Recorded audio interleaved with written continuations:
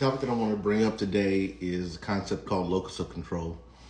When I talk with clients, they oftentimes get themselves caught in a dilemma of trying to understand exactly how much energy they should put into other people as it relates to issues that inevitably don't have anything to do with the client. I throw out 3 different arc points as it relates to locus of control: identifying what you can control, identifying what you can influence, and identifying what you inevitably can't control. We can control ourselves, we can control our attitudes, we can control the boundaries we've set with other people, we can control a level of discipline with regards to how we achieve results, that allow us to get us from point A to point B, right? We can't control people. We can't control their thoughts, their behaviors towards us, towards the environment, what they do for themselves as it relates to their own process of healing, whether it be physical or mental health. But we can influence how people's thoughts and perceptions.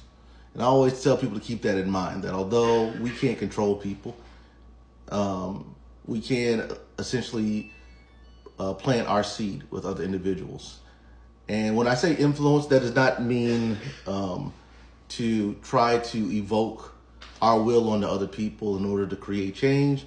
I think that in the circumstance of locus of control, to influence just means to plant a seed and then to walk away from it without being too concerned about how that seed grows or what happens to that seed. And that sort of gives us enough emotional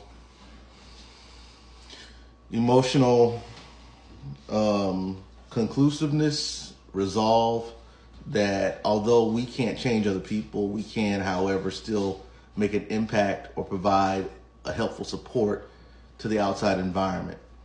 I think overall the concept of locus of control helps individuals not get too consumed with trying to save the world.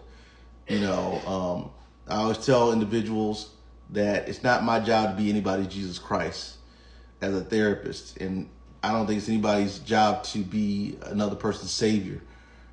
We can help provide information, offer supportive resources, and even give, so long as it's in access and it doesn't take away from us or our families, in order to help other people.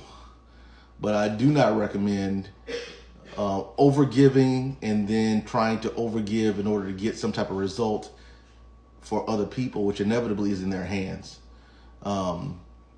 In my realm of work, that's what we call lighting yourself on fire to keep somebody else warm.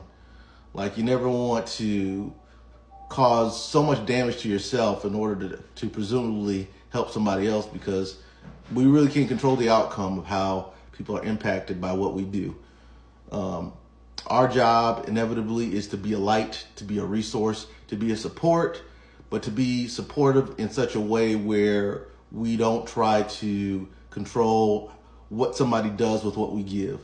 There's a Bible verse that reminds me of the Bible that refers to, it says, don't let the left hand know what the right hand is doing, or the right hand know what the left hand is doing.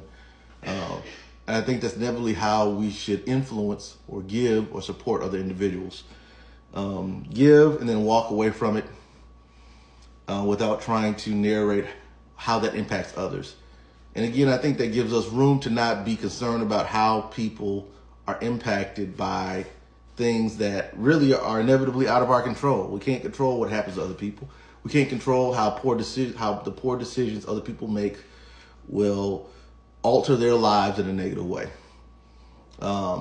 And so the topic of locus of control challenges us to figure out how to support individuals without getting too enmeshed emotionally or mentally in their experiences.